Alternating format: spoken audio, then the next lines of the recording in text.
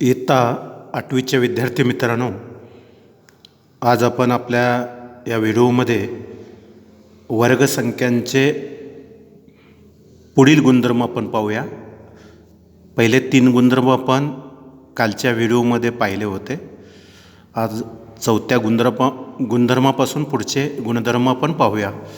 तर चौथा गुणधर्म बघा, जर संख्येच्या शेवटी शून्यांची संख्या यम असेल तर त्या संख्येच्या वर्गामध्ये शून्यांची संख्या 2m असते. म्हणजे शून्यांची संख्या यम असेल तर त्या संख्येच्या वर्गामध्ये शून्यांची संख्या 2m म्हणजे दुप्पट असते. आता उदाहरणार्थ बघा, 10चा वर्ग बरोबर 100 हे आपल्याला माहीत आहे. तर संख्या आहे 10. 10मध्ये 1 शून्य आहे, तर 10च्या वर्गामध्ये 2 शून्य आहेत, म्हणजे 100मध्ये 2 शून्य. म्हणून यमची किंमत 1 आणि त्याच्या वर्गाच्या संख्येमध्ये 2m म्हणजे 2. यमची किंमत 1 गुणिले 2 म्हणजे 2 म्हणून 2. तसंच 20मध्ये 1 शून्य आहे, वर्गामध्ये 2 शून्य आहेत. 80मध्ये 1 शून्य, वर्गामध्ये 2 शून्य. आता हे 100मध्ये 2 शून्य आहेत, त्याचा वर्ग आहे 10,000.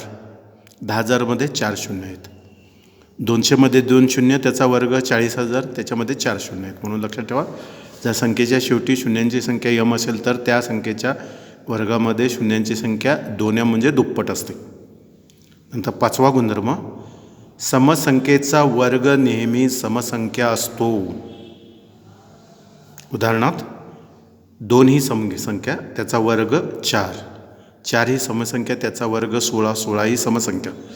6चा वर्ग 6 ही समसंख्या, त्याचा वर्ग 36. 36 समसंख्या. 10 समसंख्या, त्याचा वर्ग 100 समसंख्या. 12 समसंख्या, त्याचा वर्ग 144 समसंख्या. म्हणून समसंख्येचा वर्ग नेहमी समसंख्या असतो. नंतर 6वं सेम त्याच पद्धतीनं, विषम संख्येचा वर्ग नेहमी विषम संख्या असतो.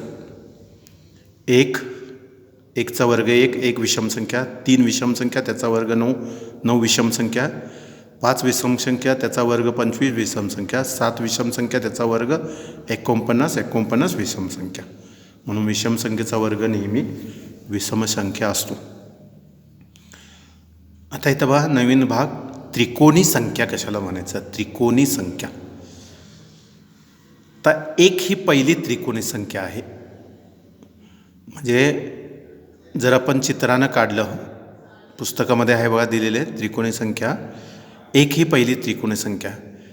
जर आपण क्रमवार संख्या घेतल्या, 1 2 3 4 5 6 7 8 9 10 11 डॅ डॅ डॅ अशा संख्या घेतल्या आणि 1 ही आपण पहिली त्रिकोणी संख्या मानलेली आहे, तर 1मध्ये 1च्या नंतरची जी संख्या आहे पुढची 2, 1मध्ये 2 मिळवले तर 1 आणि 2ची बेरीज 3 येते, तर दुसरी त्रिकोणी संख्या आपल्याला 3 मिळते. दुसरी त्रिकोणी संख्या आपल्याला 3 मिळते.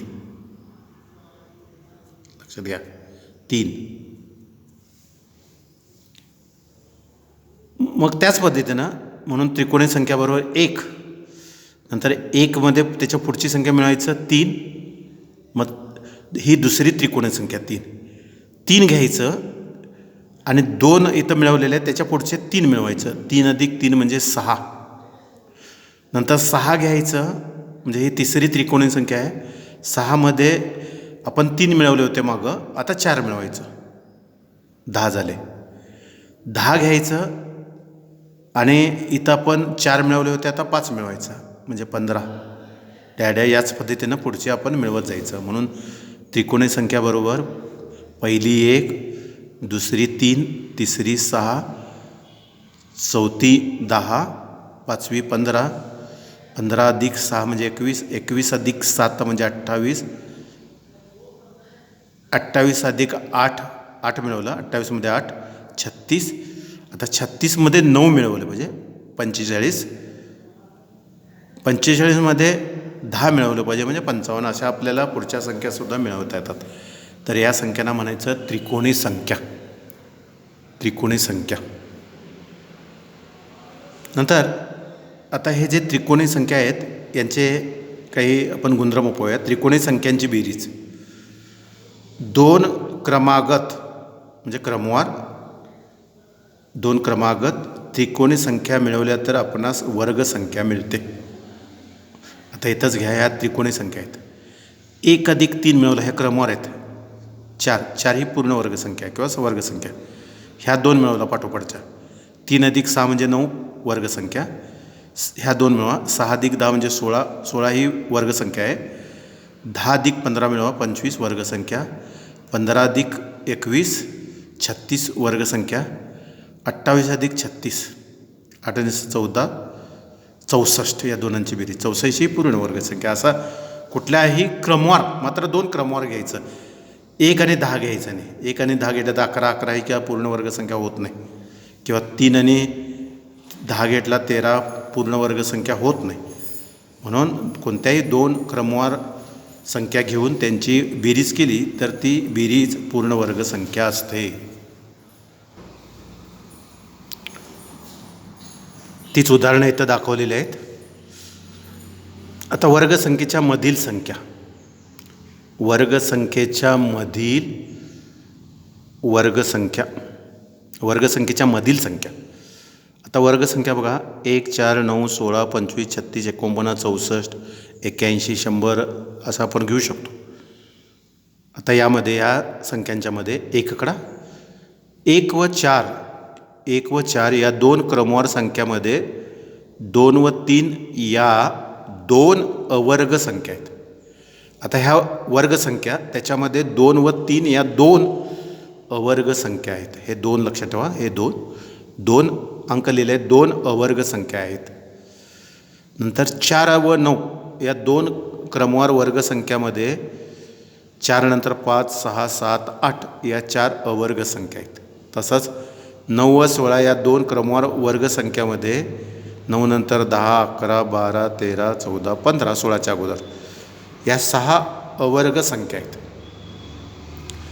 म्हणजे बघा कसं आहे, पहिल्या 2 वर्गसंख्येमध्ये 2 आपल्याला अवर्ग संख्या मिळतात, पुढच्या 2मध्ये 4 मिळतात, त्याच्या पुढच्या 6 म्हणजे 2 4 6 अशा आपल्याला त्यांची संख्या समसंख्या मिळते, वाढत जातात. असं आहे 7, त्याच्यानंतर 8, त्याच्यानंतर 10 अशा आपल्याला अवर्ग संख्या प्रत्येक 2 क्रमवार वर्गसंख्यामध्ये आपल्याला मिळतात. त्याच्यावरूनच हा मुद्दा तयार केलेला बघा, लक्षात ठेवा. n आणि n अधिक 1, n म्हणजे अगोदरची, n अधिक 1 म्हणजे त्याच्या पुढची, ह्या 2 क्रमवार आहेत. यांच्या वर्गसंख्यामध्ये 2n पूर्ण वर्गसंख्या नसलेल्या संख्या असतात किंवा अवर्ग संख्या असतात असं म्हटलं तर पण चालतंय. n आणि n अधिक 1 यांच्या वर्गसंख्यामध्ये 2n पूर्ण वर्गसंख्या नसलेल्या संख्या असतात किंवा अवर्ग संख्या असतात. उदाहरणार्थ 9 व 16 या 2 क्रमवार वर्गसंख्यामध्ये किती अवर्ग संख्या आहेत. आता 9 म्हणजे 3चा वर्ग, 9 हा 3चा वर्ग म्हणून यांची किंमत झाली 3. 16 म्हणजे 4चा वर्ग. मग 4 कसे आहेत, n अधिक 1, यांची किंमत 3, 4ची मांडणी कशी, n अधिक 1. मग 9 व 16 मधील अवर्ग संख्या म्हणजे 2n. आता मग अशी इथे दिलेले आहे 2n म्हणून 2 गुणिले यांची किंमत 3, 3 2 6 म्हणून मग असे लिहिलेलं आहे 9 व 16मध्ये 6 अवर्ग संख्या आहेत. हे आपण या सूत्रावरून समजावून घेऊ शकतो. आता इथं विषम संख्यांची बेरीज बघा, विषम संख्यांची बेरीज. 1 पासूनच्या क्रमवार चढत्या क्रमाच्या विषम संख्यांची बेरीज ही वर्गसंख्या असते. आता 1 ही पहिली विषम संख्या आहे, आपण तिथूनच सुरू करूया. म्हणून 1 पासूनच्या क्रमवार चढत्या क्रमाच्या विषम संख्यांची बेरीज ही वर्गसंख्या असते. उदाहरणार्थ 1 विषम संख्या ही बरोबर 1, त्याची बेरीज केल्यानंतर 1 म्हणजे 1 बरोबर 1 ही 1चा वर्ग. नंतर 2 विषम संख्यांची बेरीज मांडलेली बघा क्रमवार. 1 नंतरची विषम संख्या 3, 1 अधिक 3 म्हणजे पहिल्या 2 विषम संख्यांची बेरीज 2 आहेत बरोबर 4, 3 अधिक 1 म्हणजे 4 हा 2चा वर्ग. नंतर पहिल्या 3 विषम संख्यांची बेरीज 1 अधिक 3 अधिक 5 बरोबर 5 आणि 3 8 1 9, 9 म्हणजे 3चा वर्ग. 4 जी बेरीज 16, 4चा वर्ग. असं या पद्धतीनं यावरून पहिल्या n नैसर्गिक विषम संख्यांची बेरीज ही n वर्ग असते. n वर्ग. आता समजा पहिल्या 10 विषम संख्या घेतला तुम्ही, 10 म्हणजे 1 3 5 7 9 11 13 15 17 19. मग यांची बेरीज करायची गरज नाही. किती आहेत पहिल्या 10, म्हणून 10चा वर्ग. 10चा वर्ग सरळ 100. म्हणजे बेरीज न करता आपल्याला डायरेक्टली त्यांची बेरीज आपल्याला सांगता येते. n वर्ग म्हणजे किती संख्या आहेत? 10 असतील तर 10चा वर्ग, 9 असतील तर 9चा वर्ग, 15 असतील तर 15चा वर्ग. या पद्धतीनं आपल्याला कितीही विषम संख्यांची बेरीज वर्गावरून सांगता येते.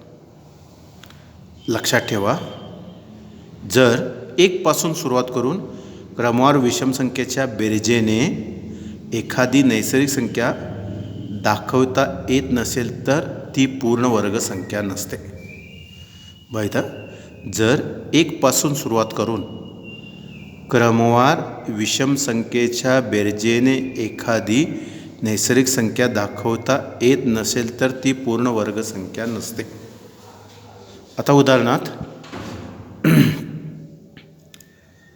35. आता हे इथं आपण शेवटचं उत्तर बेरीज घेतलेले 36. आता 35 आपण उदाहरण घेतलं तर 35ची बेरीज या पद्धतीनं मांडता येत नाही आपल्याला. विषम संख्येच्या बेरजेमध्ये 35 घ्यायचं असेल तर 1 3 5 7 9 आणि 11च्या ठिकाणी 10 घेतले पाहिजे, मग 35 होणार. मग ती विषम संख्यांच्या बेरजेमध्ये मांडता येत नाही. मग सगळ्या संख्या, एखादी संख्या विषम संख्यांच्या बेरजेमध्ये मांडता येत असेल तरच ती पूर्ण वर्ग संख्या असते, नसेल तर ती नैसर्गिक संख्या ही पूर्ण वर्ग संख्या नसते, असा या गोष्टीचा अर्थ आहे.